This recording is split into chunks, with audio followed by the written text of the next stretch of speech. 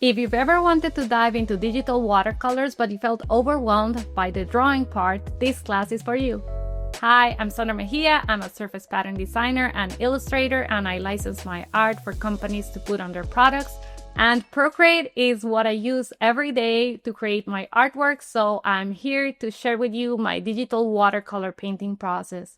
In this class, we're going to be painting these 3 tulips, but the best part is that I have already prepared the base shapes for you. That means that you can jump straight into the fun part, which is adding color and adding textures and practicing your brushwork without getting stuck in the drawing stage. It's like using a coloring book. So our class project will be to create these 3 tulips, and I've created 3 different colorways so that you can practice different layering and effects. You can follow along with mine or you can create your own. This is a great way to experiment and play. I'll be using my own watercolor brushes for this class, but you can use any watercolor brushes you want. This class will be available on Skillshare and on my website, so you can either access it through the Skillshare subscription or you can get it as a one-time payment if you don't like subscriptions. And I also have other floral classes available on my website, so check those out too.